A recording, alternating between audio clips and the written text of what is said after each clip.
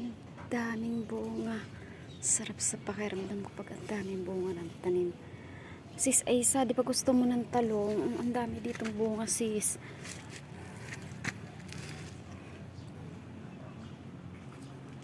Ikaw na lang pumili kung puti or violet ang gusto mo. Yan ang kamatis ko. Kakatuwa. Abay, nginangat-ngat ng ano to nga. Naku, may uod sa loob.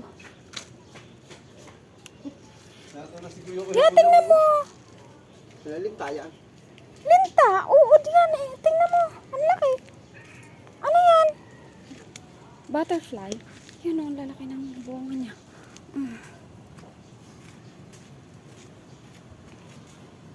Pahinog na tong iba. Ito. Sarap. Sarap sa pakiramdam na yung tanggal, palibasay habit, yung nakakatanggal siya ng stress. Pagka nakikita ko ang tanim ko na maraming bunga. Sayang-saya na. Ayun pa sis. Oh, sis Aisa. Ang dami. Oh, tamo. Talong bunga, puro bunga yan. Tinukuran ko na nga kasi nga kawawa pag hindi tinukuran eh. Ayan oh. Ayan pa.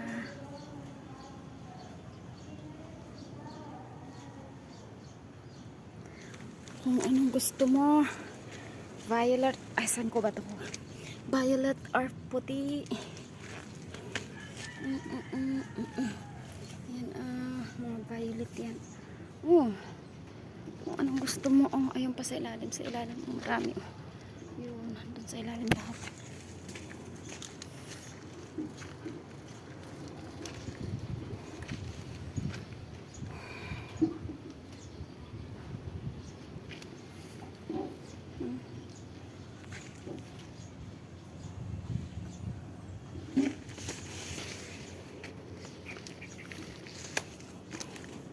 May pipino din ako dito. Nakapanguhan ako ng pipino.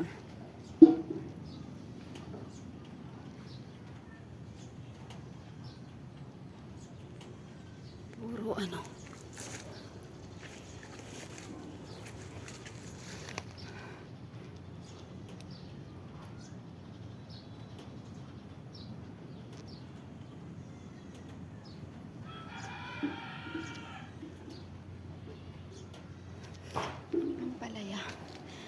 Ayan, maraming dahon.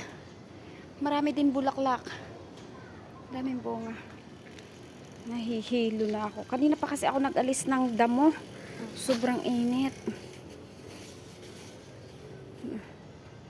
Kita mo ba yan? Kita mo yan. Sarap. Naliliyo na ako. Sobrang init. Ito, hanggang diyan na yung ano, ampalaya. Umakyat na sa puno ng kalamansi.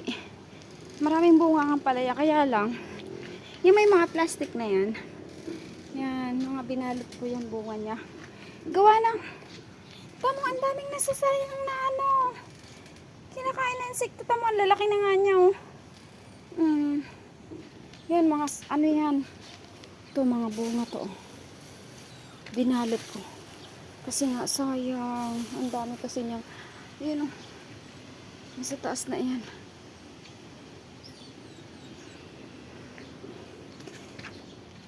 Tamuha, mga nasisira o. Yung mga nasisira. Sayang lang. Ito pa o. Sayang kasi talaga. Ayan pa. Oh, tulad nito, meron na siya oh, meron na siyang butas. Ito din may butas na. Nahihinayang ako. Daming nakasira. Ang daming bunga nitong ampalaya na to. Kaso ang daming